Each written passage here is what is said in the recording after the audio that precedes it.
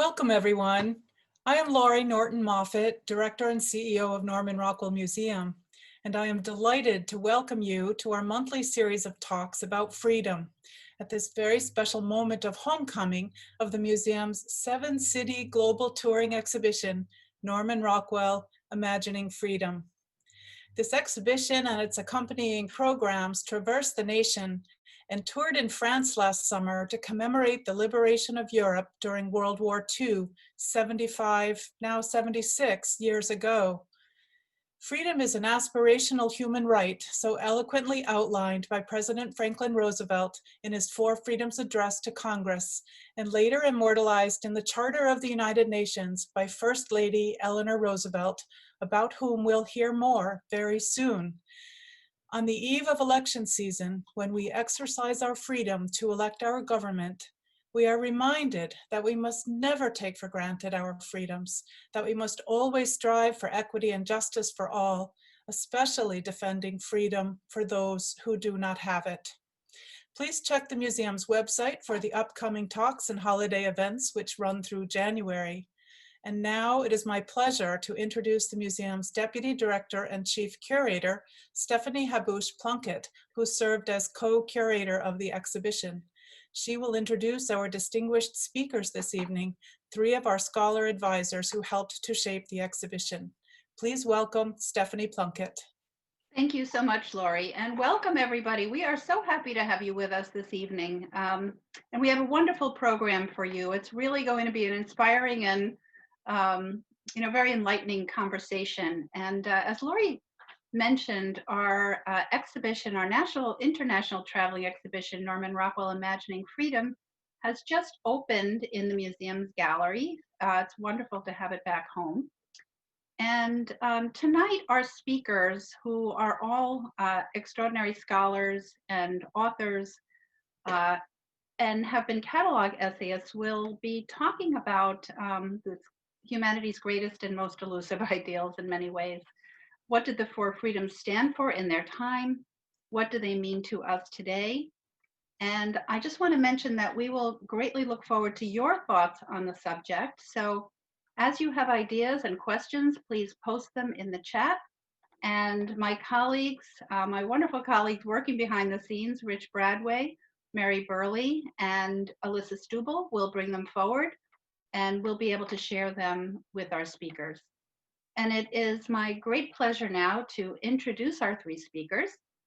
Allida M. Black is Hillary Clinton's historian and archivist, and she's also advisor to former Liberian President Ellen Johnson Sirleaf.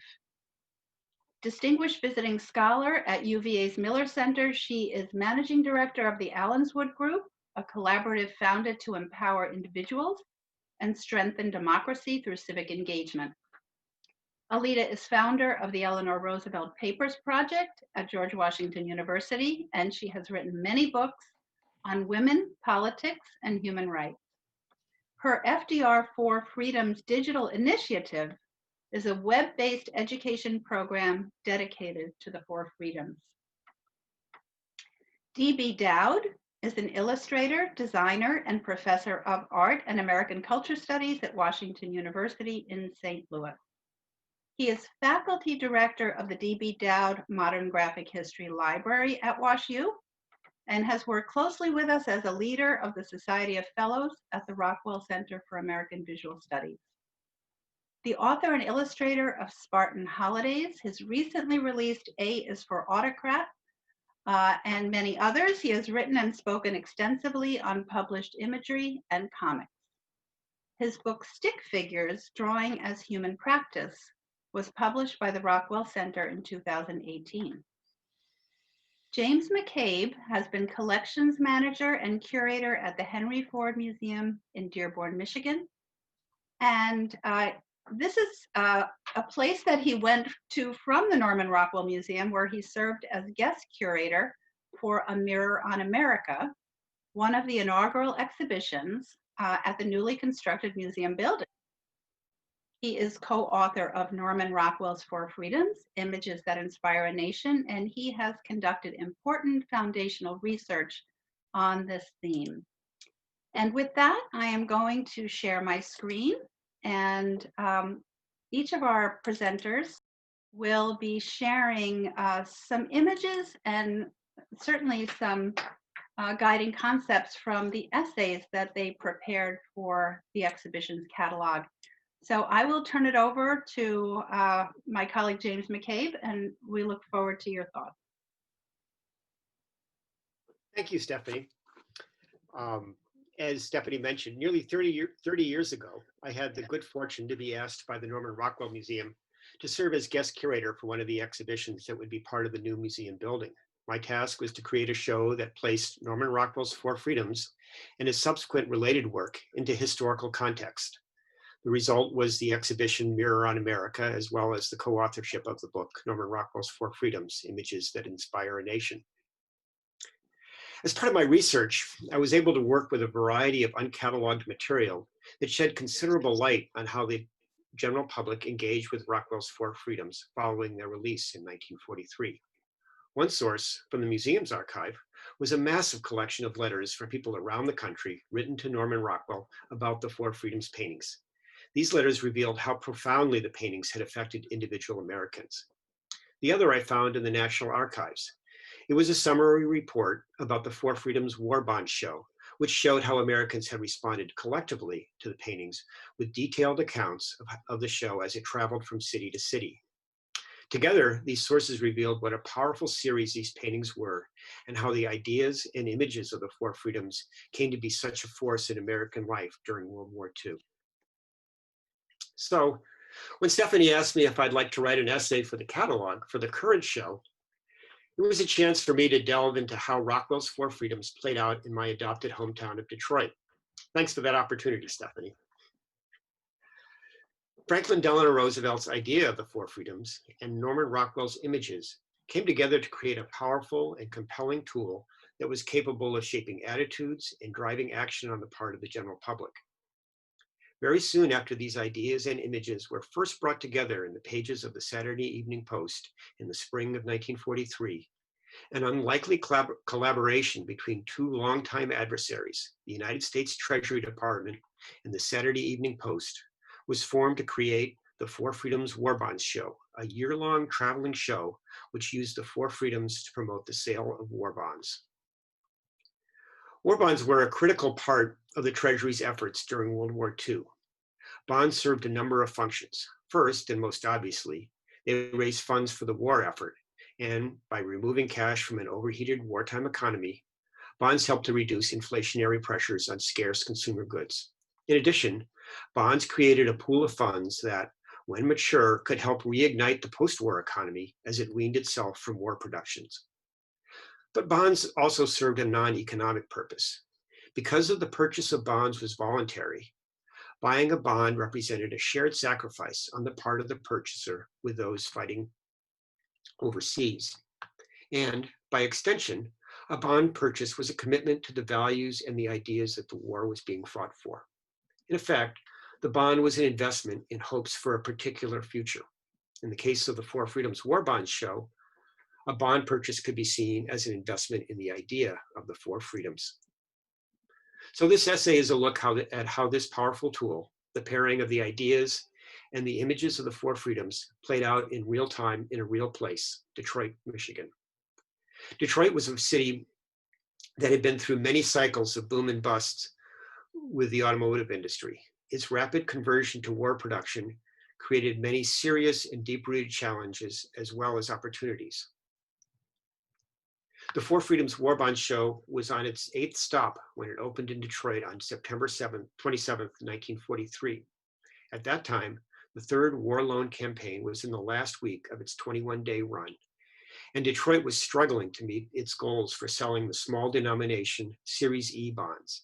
These notes, which required a comparatively small investment of $18.75, were targeted toward ordinary individuals, and their sales were as important as a measure of a community's engagement in the war effort as they were to funding the war. As the arsenal of democracy, Detroit's extensive industrial infrastructure was booming with war production. The accompanying high wages, long working hours, rapid in-migration, overwhelmed public transit, and severe housing shortages put all the elements of the city under severe strain. On June 20th, 1943, these strains and tensions led to fights between gangs of white and black youths on the bridge to Belle Isle, a popular Detroit park.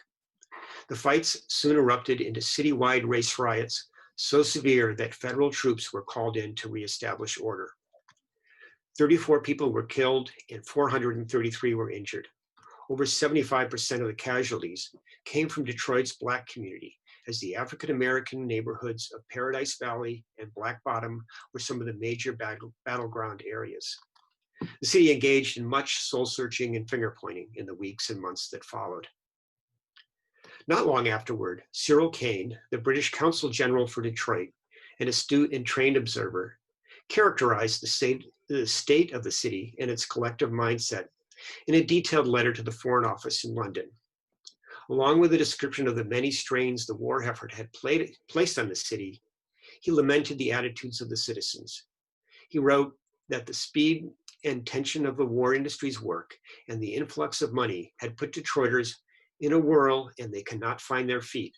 And more concerning, he said, the majority of the masses are just not interested in the war or its possibilities. Into this tense and distracted city, the show arrived in September amidst great promotion and fanfare. It featured Rockwell's paintings, accompanied by over 1,000 other pieces of original artwork from the Post, and was housed right downtown in Detroit's landmark J.L. Hudson's department store. A week of advertising preceded the show, and it was opened by a massive parade viewed by a crowd estimated at 300,000. Along with the art and artifacts, the show presented daily performances featuring stars from stage and screen, along with a steady coverage by newspapers and radio. Much of the show followed established patterns of war boosterism, such as displays of military equipment, uniforms, artwork of GIs in action, and the like. By contrast, the Four Freedoms paintings and the Bond posters that featured them were not the usual win the war slogans. Instead, they were statements about our endangered human rights. The posters called for freedom of speech and freedom of worship, those freedoms already codified in the Bill of Rights, to be saved, while freedom from want and freedom from fear were part of a vision of a better world, a new world worth fighting for. Rockwell's images were uniquely suited to this role. Under his talented paintbrush and tremendous narrative skills, he built a compelling case for the president's high ideals, not by illuminating their philosophical and political underpinnings, but by portraying them in the familiar settings of everyday life. By seeing the freedoms in the context of their own lives, Detroiters could recognize them as things to be saved and fought for. The show drove public conversation in the city about the nature of the world being fought for through its programming. Typical was a radio panel discussion on the Four Freedoms that featured a professor from Detroit's Wayne State University, who was a recent refugee from Germany. He had described how his newspaper, as well as his personal freedoms, had been taken away by the Nazis. An important symbolic statement was part of the show's massive opening day parade. Marching amongst the military service groups, the marching bands, and the political dignitaries was an organization called the Interracial Group. It had recently been formed by prominent leaders in the African-American and white communities following the deadly race riots, and it sought to explore ways to address Detroit's deep-seated racial animosities and discrimination. The group's presence in the parade reflected the heightened importance of those concerns. Newspaper coverage by the major Detroit papers was continuous. The Detroit Free Press was particularly strong in its support and praise for the Four Freedoms paintings and the ideas behind them. Along with the daily coverage, an editorial was effusive in its support for the Four Freedoms as an international ideal and as an American obligation, stating, "There is a great deal of America in this set of four paintings, yet they are more than American in their appeal. Freedom of speech and freedom of religion are woven deeply into our tradition, are inextricably part of our history. Freedom from fear and freedom from want we have not yet attained in fullness, yet no nation has gone further in making the ideal into reality. The Norman Rockwell canvases have a message for the world, but the message begins here at home. The ideals of the Four Freedoms had tremendous importance to the aspirations of Detroit's African American community, but reflecting the deep segregation of the city, they occurred completely separately from the Four Freedoms Warbond show. The Michigan Chronicle, the weekly newspaper that served the African American community, frequently had features about the ideals of the Four Freedoms and regularly posted advertisements for the many bond rallies held in African American neighborhoods. However, the paper never mentioned the Four Freedoms Warbonds show. The show had the desired effect on Detroit's War Bonds campaign. The popularity of the show led to a surge in war bond sales, which allowed Detroit and Michigan to exceed their quotas for bond sales, and they led the nation in the sale of the small denomination bonds purchased by individuals. In the post-war years, Detroit and its automotive industry came to symbolize freedom from want, as prosperity amongst its new middle and working classes was spurred by a vigorous economy and strong unions. The deprivations of depression and war seemed a long way off for much of its population. However, the challenges presented by Detroit's racial divide have been much tougher to overcome, as the uprising of 1967 and the current Black Lives Matter demonstrations have shown.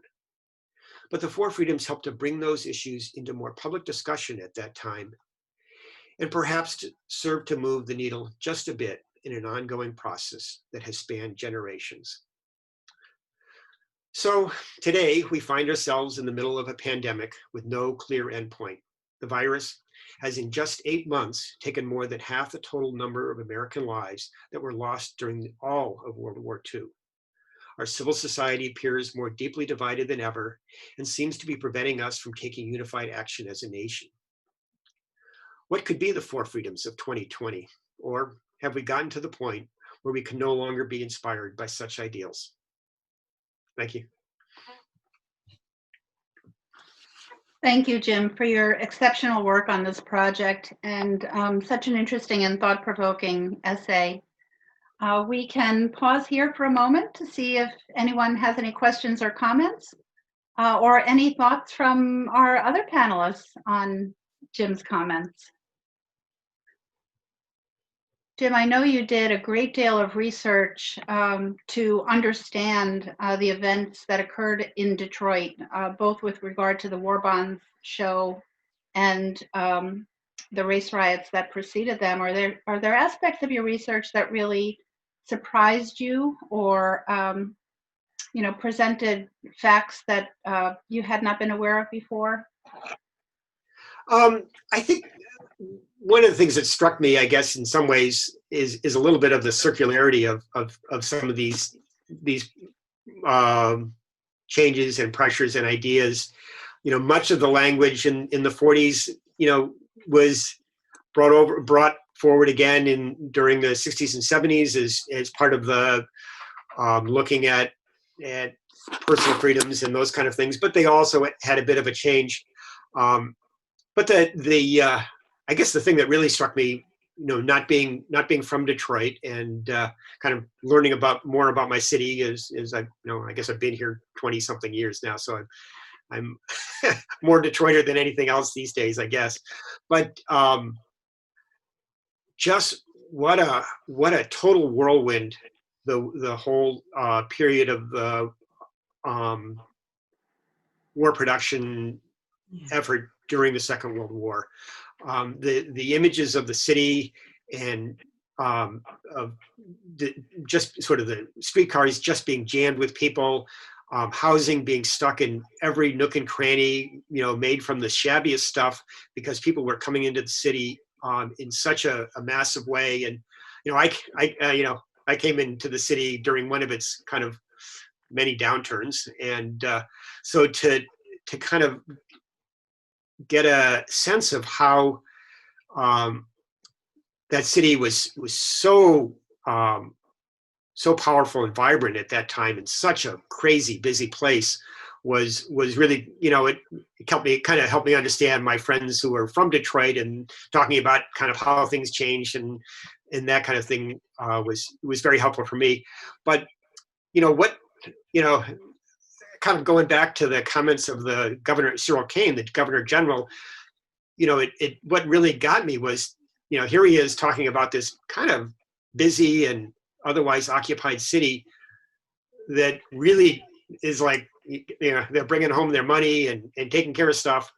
But the Warbond show was a galvanizing factor for them and really turned things around. And it just kind of struck me as to how powerful those sorts of things can really be. We often think of them as, kind of advertising or something like that, or propaganda, or however you want to characterize it. But in fact, they do have meaning to people. Thank you, Jim. That was a really wonderful response. And we do have another question for you here that has come through from the audience. One of our viewers has asked, I wonder if during this wartime in 1943 in Detroit, if Rockwell couldn't have been asked to create an image of white and Black men, women working together and fighting together in the war effort. Any thoughts? I will actually just comment that there was an interracial group in Chicago that wrote to Rockwell and asked him to do that very thing. And Jim, I don't know if you know of anything in relation to Detroit. Well, not specifically Detroit, but I was just going to comment on that. That was one of the great discoveries as I was going through that. I guess it was a massive box of letters. Was this letter from I think his name was he's I think in the exhibition and was in the book. Roderick Stevens saying, we need you and your skills to help us with this, to get these ideas across. And Rockwell's constraints, of course, working for the Saturday Evening Post, really limited that. And whether that letter was, inspired Rockwell, or he was already thinking about it, and some 20 years later he finally decides to leave the Post and do the work for Look that was so tremendously powerful. The Problem We All Live With and other works. I can't say, but certainly, he was hearing from all around the country, from ordinary folks and from people like Walt Disney, who are saying, these things are just so tremendously important. Thank you, Jim. And one last question, and you probably can answer this, but I believe we probably both could. The question is, did Rockwell and Schaefer or other Post artists appear in these events? Yeah, well, Rockwell was in the first.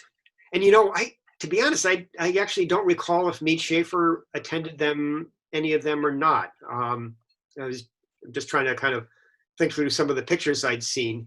Right. I think Rockwell was just, completely overwhelmed by the first one in Washington, and decided he needed to go back to Arlington and right, that's exactly right. I did see in a list of guest artists that Mead Schaefer did appear at did he? some point. Okay. I'm not sure which venue, but he did. I think actually his paintings were in fact, I think, I don't know, anyhow, yeah, his paintings were prominent in the show. So it wouldn't surprise me that he, in fact. And they also appear in our exhibition, which is yes, exciting. Of course, yeah. Yeah. Jim, thank you so much. Wonderful responses. And well, thank you. More to come. It's now my pleasure to introduce Douglas Dowd. Well, greetings. It's a treat to be here and to be part of this exhibition project. If I had thought about this project even 10 years ago, I would have predicted that it might sort of be a giant bore, that we'd gone through the Greatest Generation stuff. We'd kind of done the victory lap for the World War II generation, and it was kind of time to move on. And what do you know? It turns out that this material remains relevant in unexpected ways.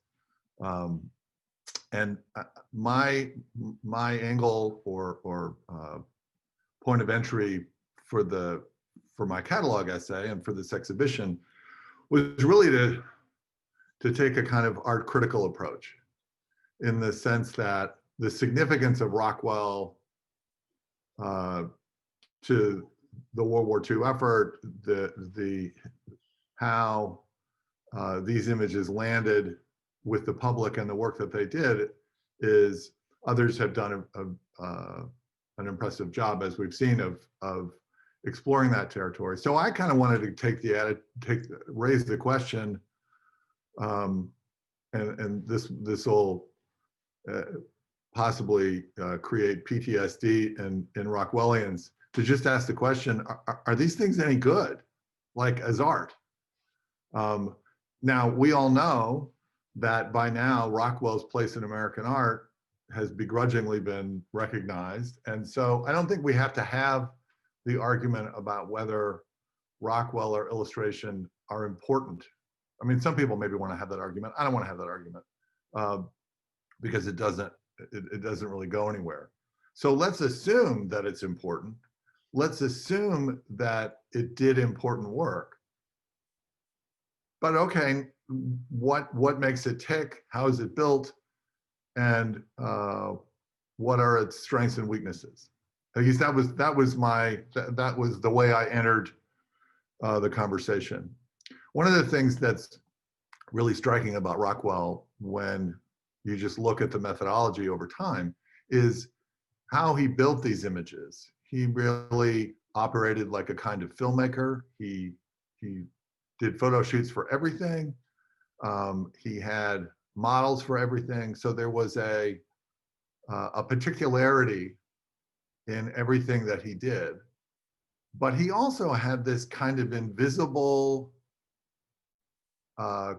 cartooning activity that, because the characters are formed in such a persuasive way, the way they're modeled, the way they're realized as volumes, you don't actually see some of the extra goosing that he does in the way that he finishes the drawing. If you look at the plumber on the left, he would fall over backwards if he were actually in that posture. And Rockwell's just kind of tipped him backwards a little bit more to get a little more diagonal in that image. So he's kind of an invisible cartoonist while he's also a documentarian. It's a crazy combination, and I think that's part of his appeal. We see the next slide, please. So, a word about context. At the beginning of World War II, there were a bunch of Jewish kids in New York and other cities who were aware of what was happening in Europe, and the melodrama of the early comics, including Submariner, including Captain America. They were given jobs to do in a war effort that the United States hadn't actually started to participate in yet. And there's something about that that's quite striking. Yet, it's also kind of, in a certain way, disheartening to me at least, that here we are many decades later, and a large number of the films that end up in movie theaters are still involving comic book superheroes at a moment when our difficulties are not galactic, but the challenges of how we live with each other. There's something about there's something sophomoric about the culture of superheroes at a moment when that's not really what we need. Okay, well, let's move on. Sorry. So, a word about just the representation of people at this time. Modernism, high modernism, had a tendency to generalize. If you think about, Mondrian starts with paintings of trees and houses and ends up with arrangements of rectangles. That analytical energy, which the habits of mind that lead us there at this time involve all of the Darwin, Freud, Marx, thinkers who were looking below the surfaces of things and looking for unseen dynamics. That sensibility kind of bleeds over into modernism, into abstraction itself. So we get this in high art, we get a simplifying, generalizing abstraction. In advertising, we get a different kind of generalization, which is kind of the swell gals and guys of capitalism in boom years. So there's whether we're looking at popular images or we're looking at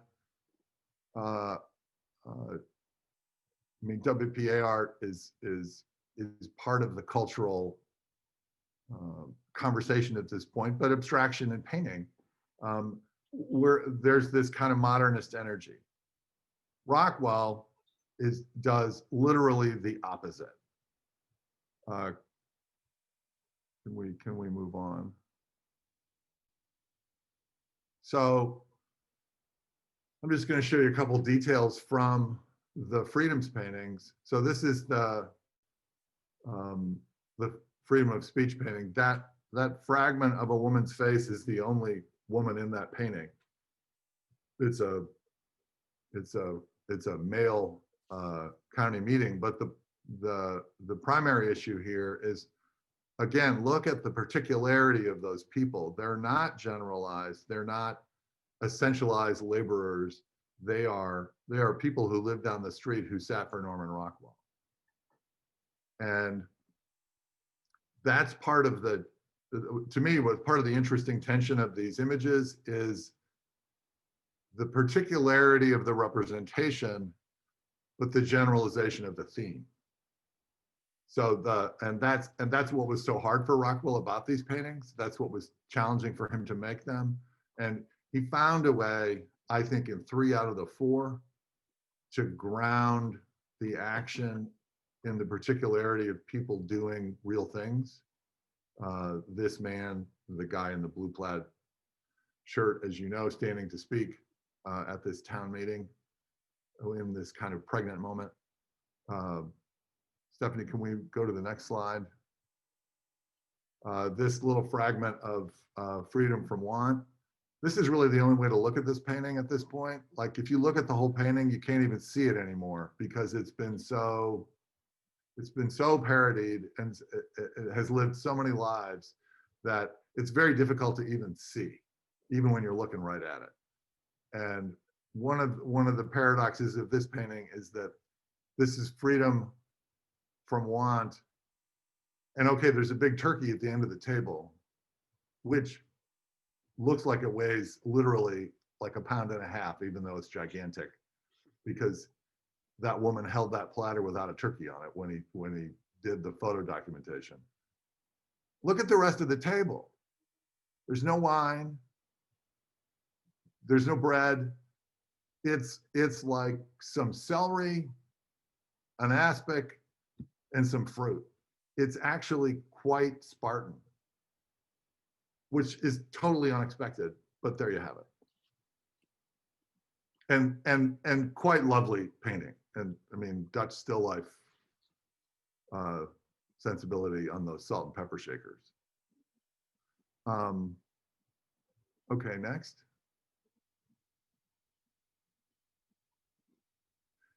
And freedom from fear. Now this painting for me is, this captures something about Rockwell that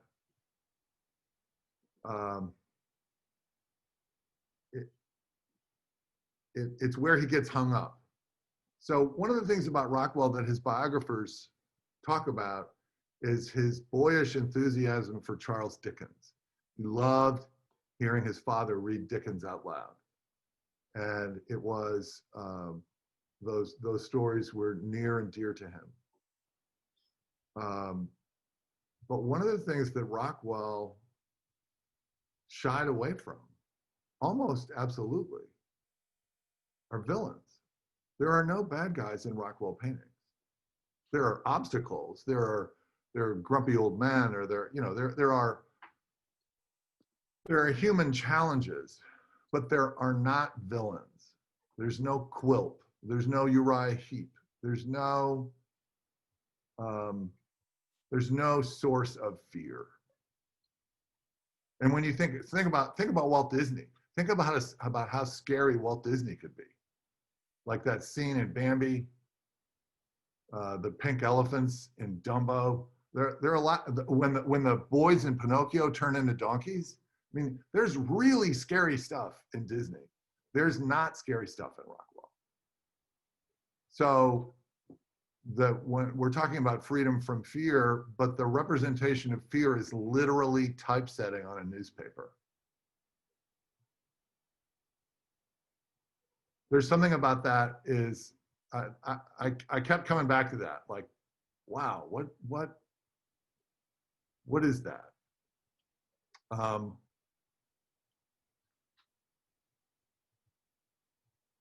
Okay, so let's move on. So this is a late Rockwell painting for look, the Murder in Mississippi painting. This is the study, I think, that they actually ran. They didn't like the finished painting. And so this is a picture about a murder, and the murderers are off screen. So it's like, think of Goya's executions in May. Imagine that you cropped out the soldiers on the right and you just looked at the people who were going to get shot on the left. That's effectively what we're looking at. So even when he wants to be very forceful, he can't really show you the bad guy. Okay, next. So that I didn't show you a detail from Freedom of Religion, which for me is the least persuasive of the Four Freedoms paintings, because the characters don't have anything to do. They just stand there prayerfully, looking pious, and there's no tension, there's no actual behavior. And so they sort of turn into stickers. I don't care for that painting at all. Apparently it was one of Rockwell's favorites. But this painting, I think, is Rockwell's best painting. This is the best thing he did in his career, in my view. And this is Saying Grace, which, if my memory serves, I think went for $54 million a number of years back, which would have been unheard of not very long ago. This, I think, is Rockwell. If Rockwell is squeamish in some ways, if Rockwell is unwilling to tell us bad news or show us bad news, he gets the specificity of people not quite understanding each other. This is, in my view, this is a very powerful image of religion in America, because it captures some of the essential strangeness of religion. The idea that we are not of this, we're in this world, but we are not of it. And then the secular crowd around the grandmother and grandson, eyeing them warily and curiously, like, what is this? And there's a kind of negotiated settlement and an exchange that we get kind of the sacred and the profane in pretty moving ways. I'd take this painting 10 times out of 10 over Freedom of Religion for that reason. And I guess that's what coming back to this problem of sophomorism, right? Of like, we need to have the giant, monstrous villain who comes from another galaxy, and the tedium of that, on the one hand. On the other, we're in big trouble right now. We have real problems, and they don't come from another planet, although it can feel that way. They're people living relatively close at hand. So maybe what Rockwell has to offer, even if he's squeamish, that what he has to offer is recognition of an essential human decency, that he thinks better of us than we deserve. And so possibly he still has something to say to us if we can listen. Douglas, thank you for those just incredibly enlightening comments, and just for looking at Rockwell in a new way. I think it opens up so much about him, and I agree with you about this painting. This is definitely, I think, one of his most powerful works. I think we're going to hold questions until after we hear from Allida. So we will look forward to your comments, Allida. Thank you very much. Thanks, Stephanie.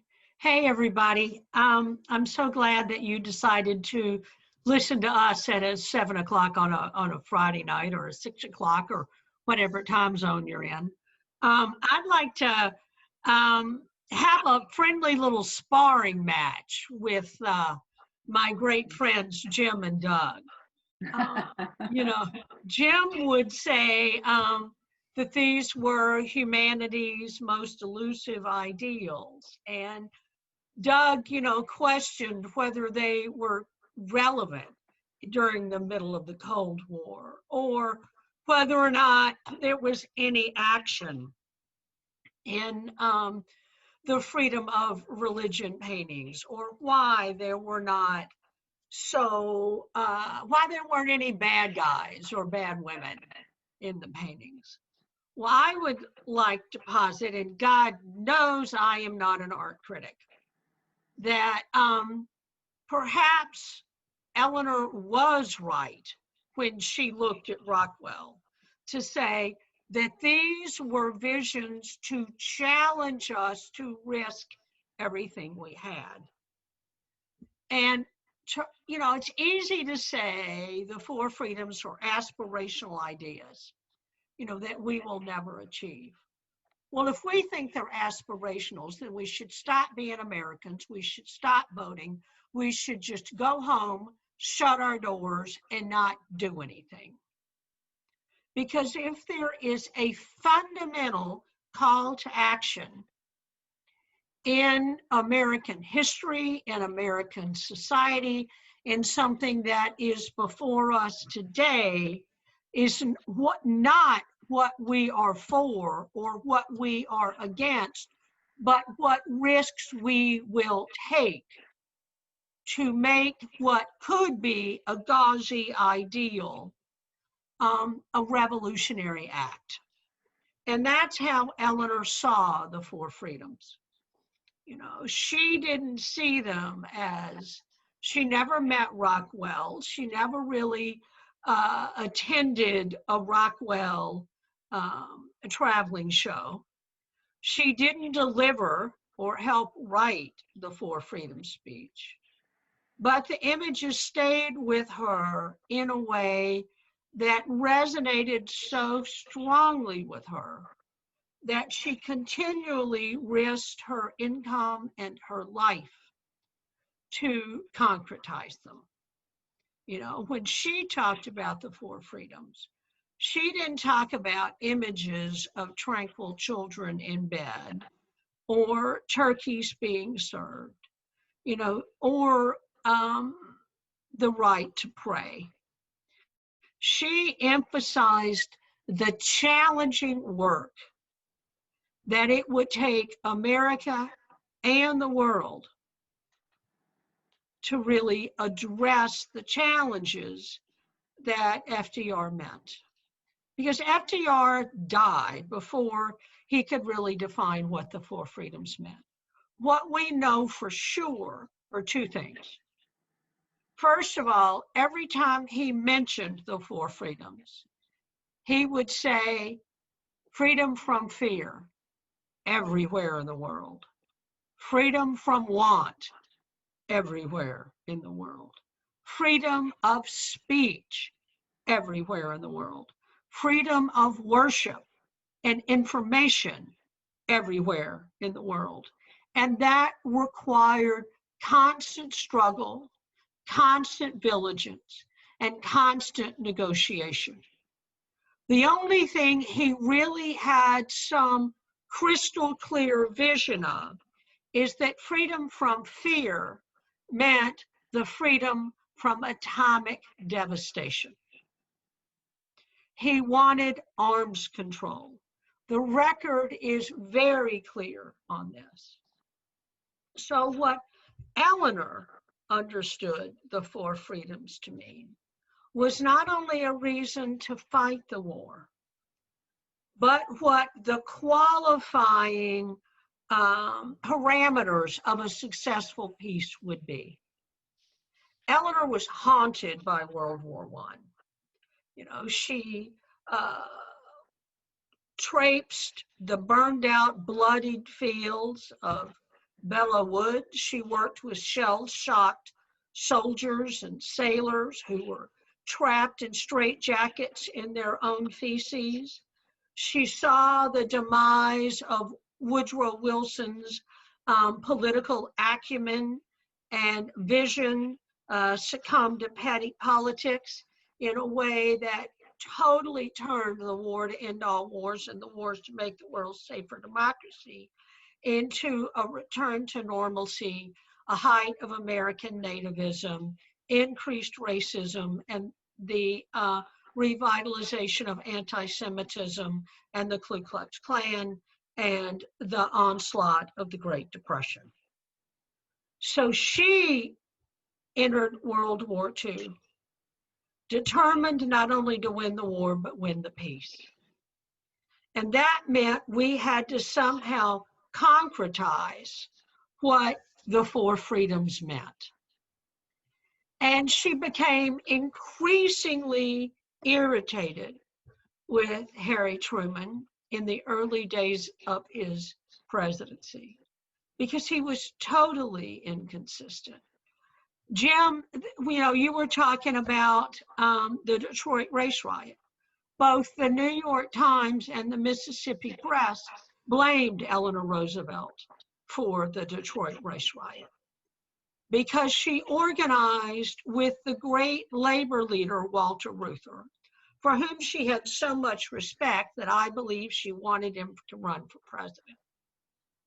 And what was their biggest concern?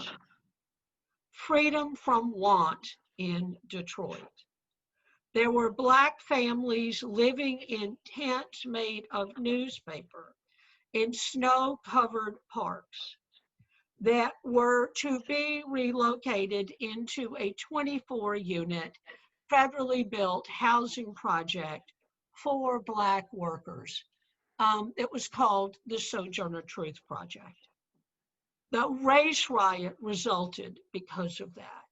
The 24 families were met with the congressman from from Detroit, with that community, with 1-inch red pipes wrapped in barbed wire and baseball bats with 10-penny nails driven through them, shadows of the freedom rides in the South.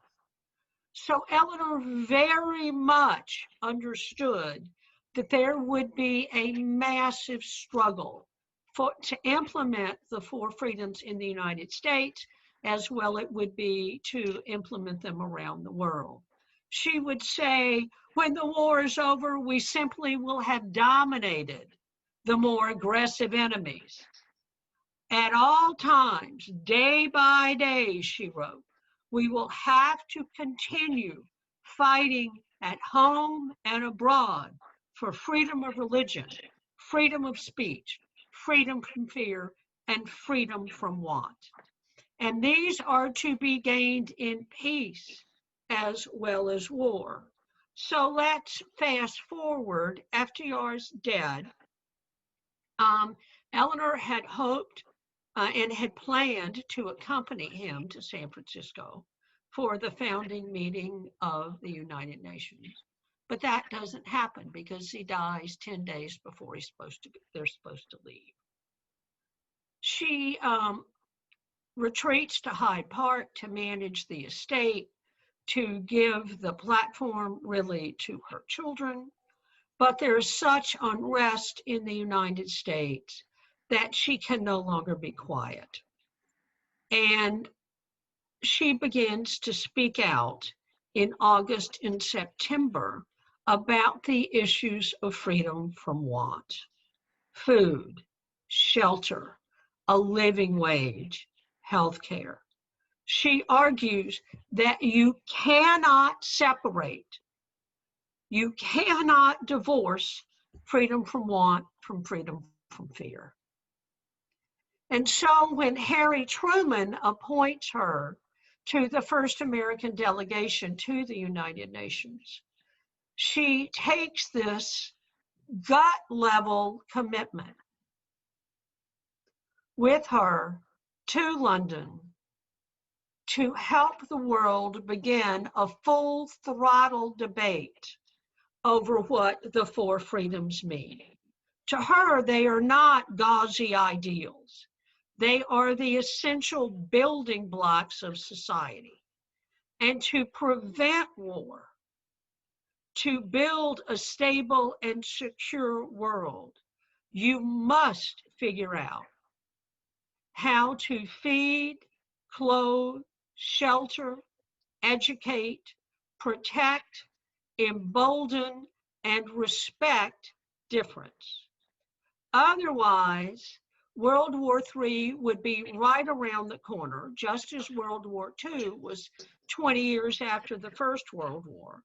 Only this world, the Third World War, would be more vicious. It would have the atomic bomb. It would have unimaginable destruction. A gazillion Dresdens, repeated bombings of London, repeated Hiroshimas, and repeated Holocausts and concentration camps. And so when Eleanor ends up being the point person unexpectedly for 40 to 60 million displaced persons in Europe, I want to say that again, 40 to 60 million displaced persons. We freaked out, Europe freaked out when there was 1 million of refugees in Europe. Her standing within the world because of the risks that she took and her successful debate to support refugees and displaced peoples in the shadows of the Cold War leads her to be appointed to the first commission that the UN created to deal with human rights.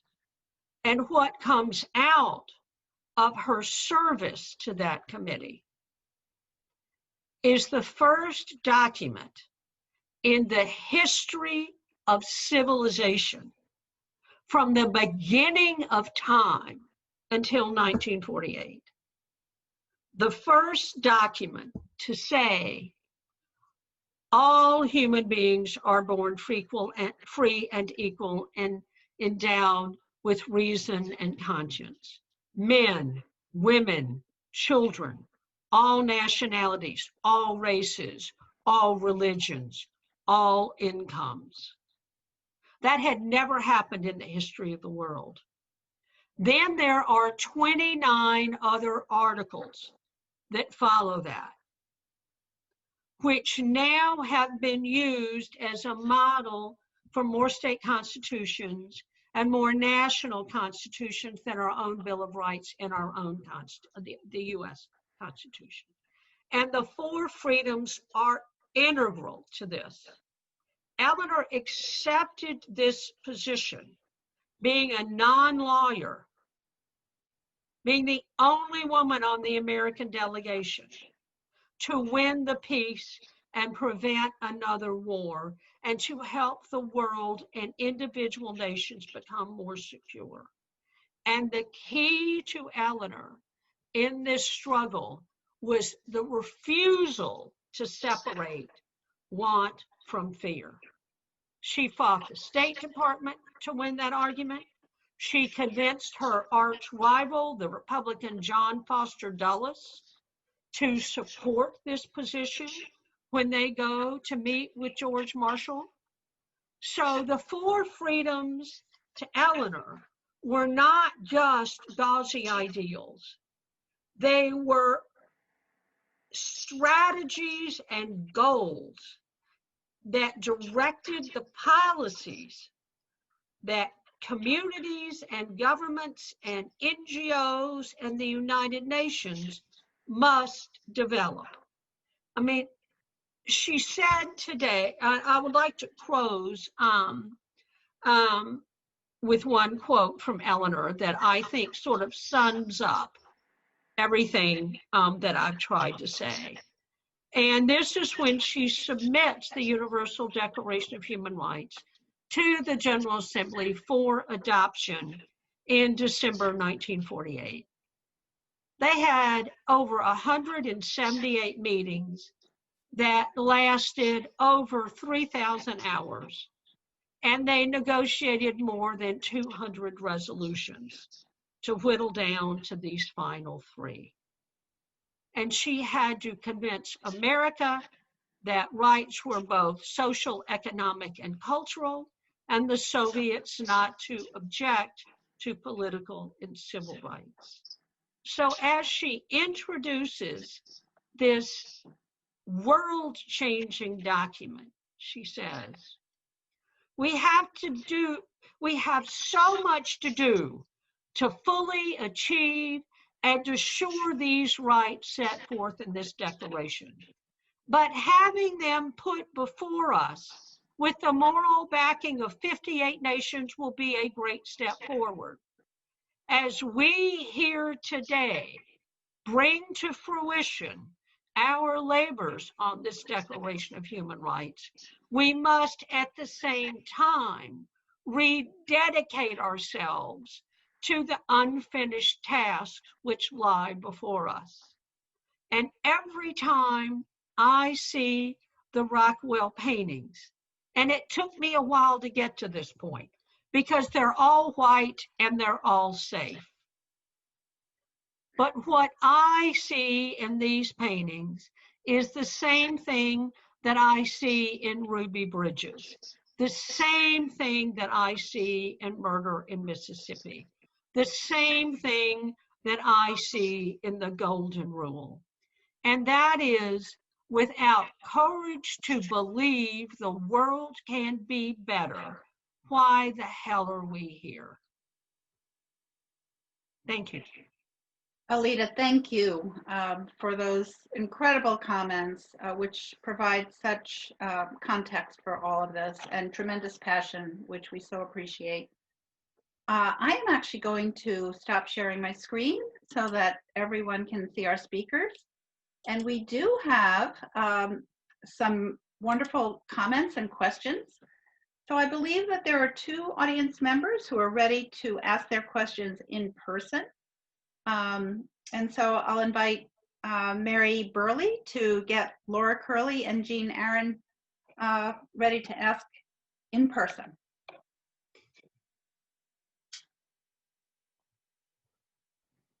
So, perfect. Laura? Jean, if you want to start. Jean, if you would like to start, that would be great. Thank you, Jean. We'd love to hear your question.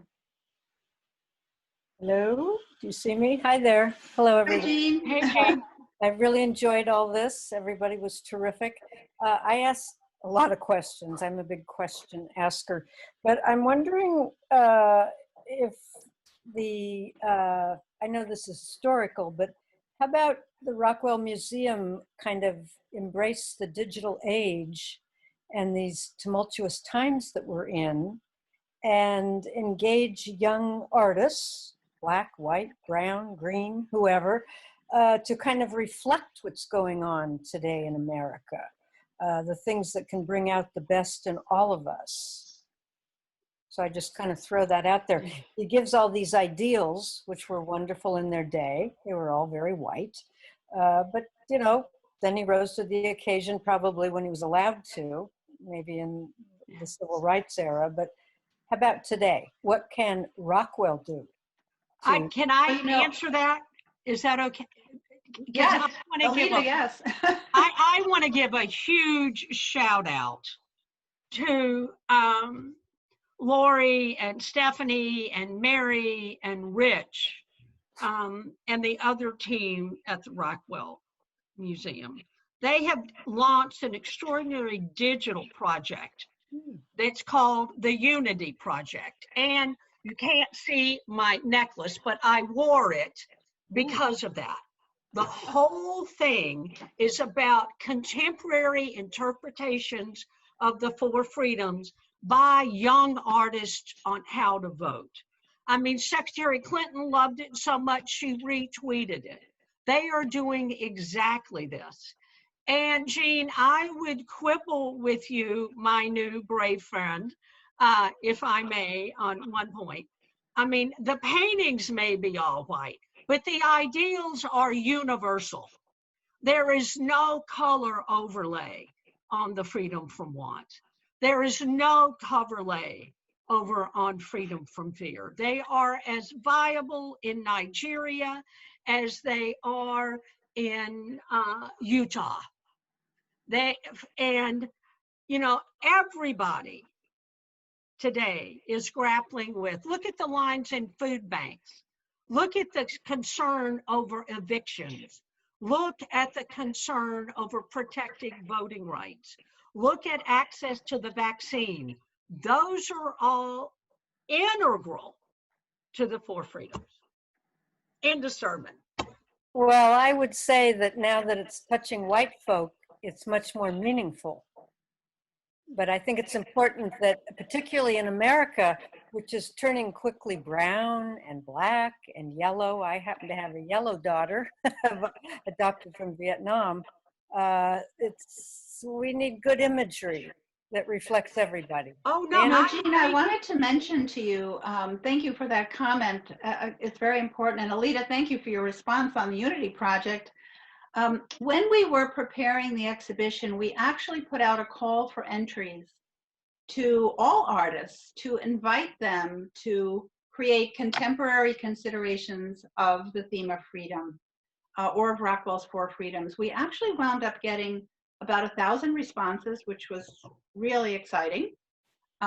38 of those images are in the exhibition, and they deal with a very wide range of contemporary subjects, everything from race to women's rights, and where you can see one on the bottom right by Pops Peterson. Pops actually has a much larger display at the museum now, where he has actually reimagined Rockwell's Four Freedoms, as well as a number of other paintings from contemporary, from a really contemporary point of view.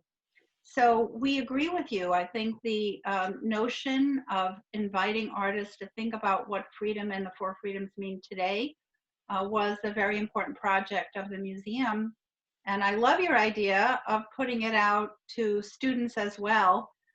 We have worked with local school groups, one from Albany, who actually has done a series of exhibitions with us on their takes on the Four Freedoms.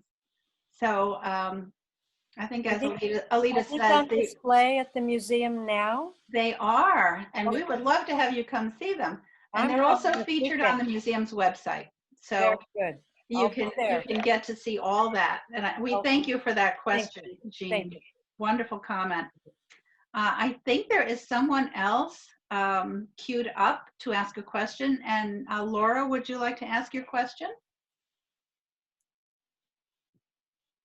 We may have lost Laura. I think we lost her. Okay, no problem. You got some- There is a question for Douglas from Rebecca Wiggle. The question is, what other Rockwell images do you feel connected to besides saying grace? Well, Doug, that's a do you great have any question. thoughts about that? Yes.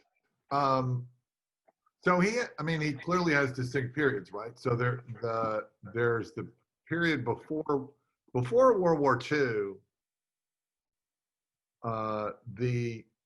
The number of pictures that have like full environments is relatively minimal, and it's really after the war or during and then after the war where you get these kind of more fully realized environments. And so, and those later pictures tend to have more social sensibility about them. And so some of those I like a lot. I love the TV antenna, the TV antenna that's higher than the cross on the In the church. church, yeah, Yeah. I love that one too.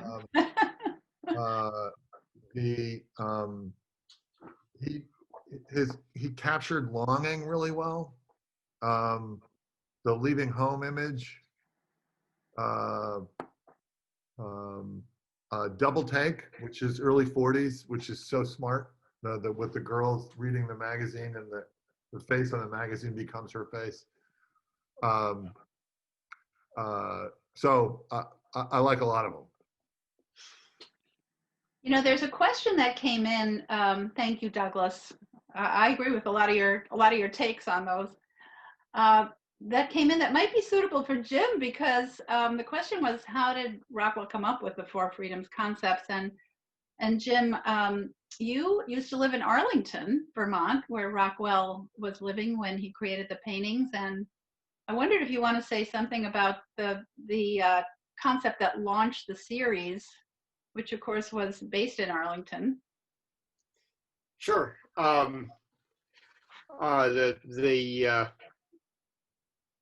The scene from Freedom of Speech was kind of the kind of captures the spark that got Rockwell going on how he was going to handle the Four Freedoms. He talked about sort of reading the Four Freedoms and looking at the Atlantic Charter and all that kind of stuff, and he could just never get any traction. But he attended a town meeting in Arlington, and this was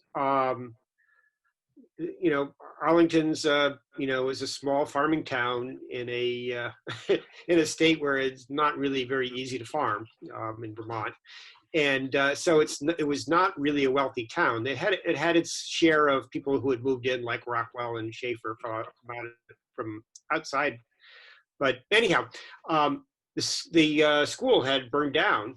The high school had burned down, and they were having a meeting about what to do about replacing it, and they were looking at assessing some taxes and to build a new school. And one of Rockwell's neighbors, who lived about a mile down the road from him, and he subsequently moved right next door to him, but his name is Jim Edgerton, stood up and basically argued against it. And for a community that valued its education, and they clearly did. This was not an easy stand to take, and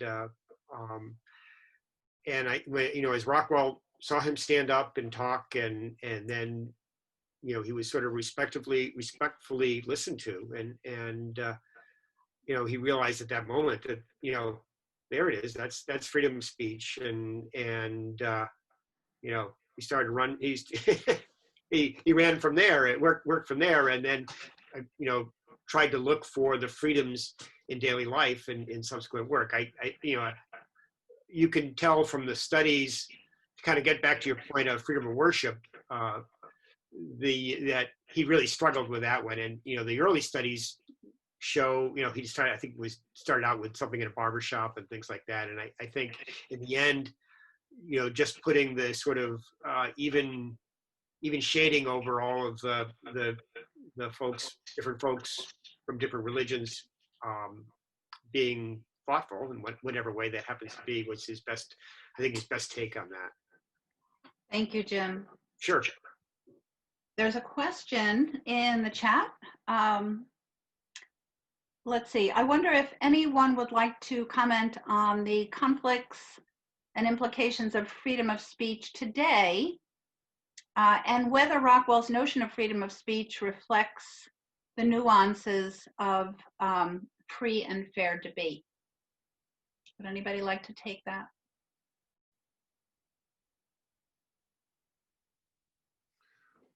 Well, I guess I'll jump in only to say that Rockwell's representation of people having a meeting in real time and space makes it far more likely that the way that conversation will be conducted is it has a better chance of being respectful than if it's occurring shielded by anonymity and not taking place in real space. And our difficulties with free speech in part are coming from the way that we're shielded from the pain our words can cause, and we can go and hide behind our battlements. And so there's something slightly patronizing about that painting for me, is because that guy, there are like three older guys in suits and ties nearby, kind of looking at him in this very friendly, but kind of patient way. And you kind of know they're going to call the shots. It looks like they're going to call the shots, but he's going to get to say his thing. But nonetheless, that's happening in a real place. And our problems with free speech right now seem to partly be structural and technological. Yeah, thank you, Douglas. So true. And in fact, with regard to that painting, it is the only one of the Four Freedoms that was inspired by an actual event in an actual place. Let's see, we have a couple of other questions. Douglas, I'm sorry, Jim, there's a question with regard, and Allida, you might want to consider this as well. There's a question about whether there was conflict that arose in Detroit because of Henry Ford's attitudes towards Jews. Mm-hmm. Jim, do you want to take it, or do you want me to take it? The challenges with Henry Ford and his feelings about Jews is a really complicated and involved story. And Ford was a hugely contradictory and complex guy, and in many ways his he has the kind of Midwestern sensibility about bankers and the financial community as being kind of predatory on ordinary folks, and and then from there kind of runs, well, and most bankers are Jews, and therefore I'm going to go after them, and that he was hardly alone in that kind of thinking, but similarly he had kind of in private he was very charitable in many different ways to people, Jews, African Americans, and a whole range of other kind of marginalized groups. And being at the Henry Ford Museum, we deal with this question all of the time, and there are certainly choices that Henry Ford made through his life that I'm sure today he would think otherwise of doing. But I think I've kind of wandered off from the question. Can I jump in for a minute? Why don't you save me on this? Okay. I think he was one of the most anti-Semitic people of his era. if you look at his work, right when the Model T and other things are coming out and workers are trying to organize in the early days of unions, Yeah. it just wasn't bankers, it was unions. Yeah. And Yeah. and he is vicious Yeah. toward Walter Reuther. I mean, vicious. Talks about him having Jew blood. He called Franklin Roosevelt Rosenfeld in the early days. Their early discussions about Mein Kampf in there. So I would argue that, like Walt Disney, who actually gave money to Hitler and was a leading donor to the Nazi Party, that these people are incredibly complex. And one of the big debates that happened leading up to the Detroit race riots are they are automatically lumping Detroit Jews in with black people who had black workers who had moved to Detroit to work in the defense industries. Yeah. And a lot of the attacks on Eleanor that come out of that resurrect the Rosenfeld feel to it. So it's a really complicated, volatile story. It is. Yeah, it is. Well, we thank you all for joining us tonight. Do our panelists have any closing comments? We were so pleased to have everyone with us, and the interesting questions that you posed were terrific. I'd like to say Allida. something. Yes, I would just Allida. like to say to people, I love this museum. I mean, I live in Arlington, Virginia. It's a 6-hour drive to get there. I went and I thought, oh Lord, I'm going to go see these white paintings and everybody's going to strip the four freedoms of their power. And I went there and I saw ripped apart in a most informative and gracious way the prejudice that, or the stereotypes that I had imposed on top of Norman Rockwell. I think it is a magnificent place. I think they've raised issues that few other museums dedicated to one person would address. I think their education program is spectacular. And I'm just so very, very, very glad that it's there. And I rarely say that about art museums. Well, we really thank love you this for that. place. Thank you, Allida. Thank you for that wonderful closing thought. I just have to say that our commentators, Douglas, thank you.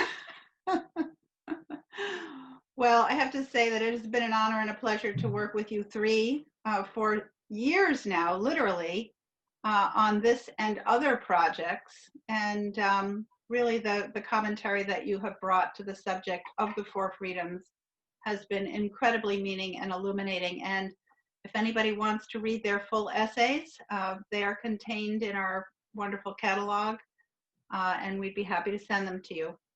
So we thank you again for joining us tonight. It was really a pleasure to be with you, and we hope to see you again soon. We have programs coming up. Please visit nrm.org and vote.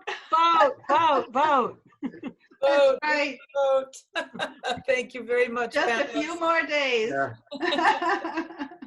Thank you, Douglas. Thank you. Thanks to And all that thank you, joined. Thank Jim. you. Thanks for having me. Sure enjoyed it. Take Have a care, great everybody. evening, everybody. So long, everyone. See you soon.